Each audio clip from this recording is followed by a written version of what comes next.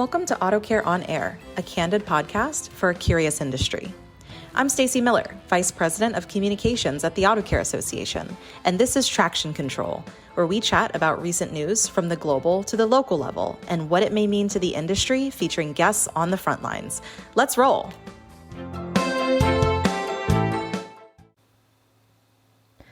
Welcome back to another episode of Traction Control.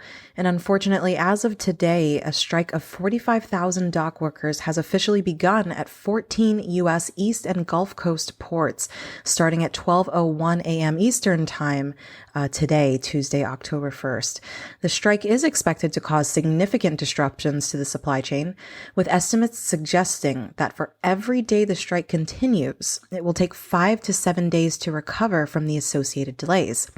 A JP Morgan analysis predicted that a strike could cost the U.S. economy $5 billion daily.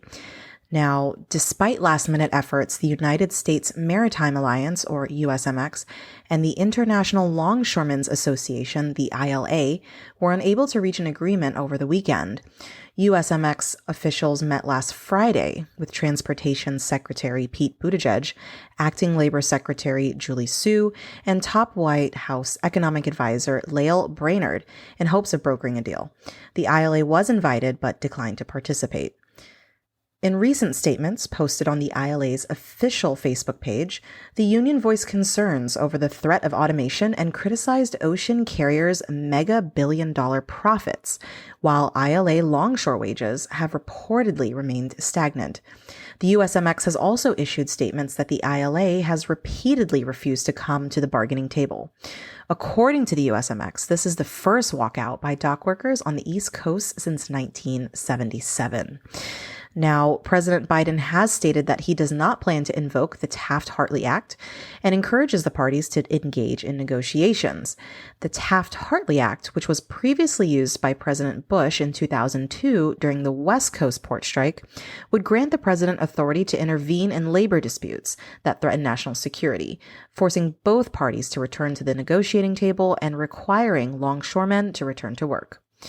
The AutoCare Association continues to work with industry groups representing industries across the U.S. to urge President Biden to work with both sides of the ongoing labor negotiations. We did send a letter, and you can see that on our website at autocare.org. U.S. automotive parts exports and imports represent $51.2 billion and $138.9 billion, respectively. And that's from our AutoCare 2025 fact book. And with the looming threat of multiple ports closing along the United States coastlines, U.S. automotive aftermarket businesses could risk losing up to nearly $340 million each day. The strike prevents imports from being delivered. Now, in 2023, nearly 25% of automotive parts were imported through the East and Gulf Coast ports that are at risk of disruption from this labor strike. So members currently have already reported imports being diverted to West Coast ports, which are seeing a huge surge in imports and will also be impacted by the labor strike.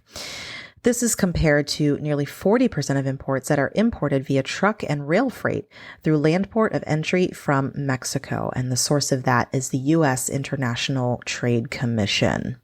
Now, a key concern for importers is the compounding fees associated with container pickup, demurrage charges, and container returns, which are known as detention charges, that may be assessed during the port strike and during the subsequent recovery period.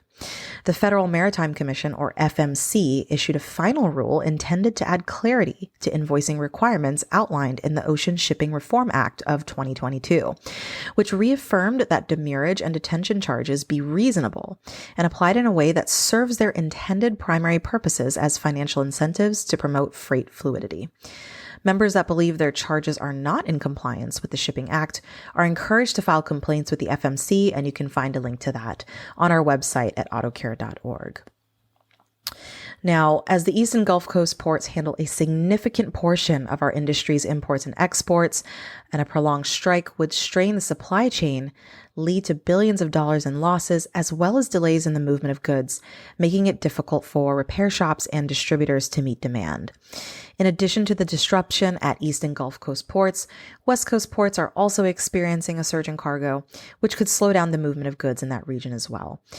but we need to hear from you on these issues. So please share your port strike impact stories to help support our advocacy efforts. You can also find the link to that on our website at autocare.org.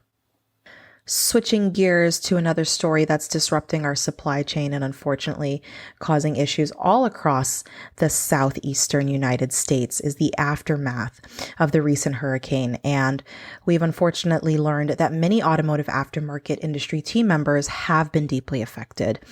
The Automotive Aftermarket Charitable Foundation, or AACF, is here to offer support during these challenging times. And understanding the unique obstacles of a natural disaster, especially one of these unprecedented proportions, the AACF has streamlined the application process to get aid to those in need more efficiently.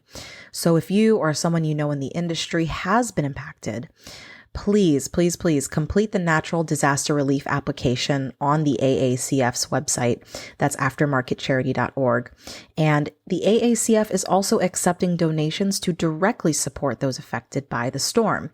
Every contribution helps provide vital assistance. So to donate, again, please do visit their website at aftermarketcharity.org.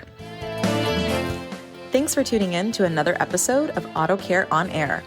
Make sure to subscribe to our podcast so that you never miss an episode. And don't forget to leave us a rating and review that helps others discover our content. Auto Care on Air is a production of the Auto Care Association, dedicated to advancing the auto care industry and supporting professionals like you. To learn more about the association and its initiatives, visit autocare.org.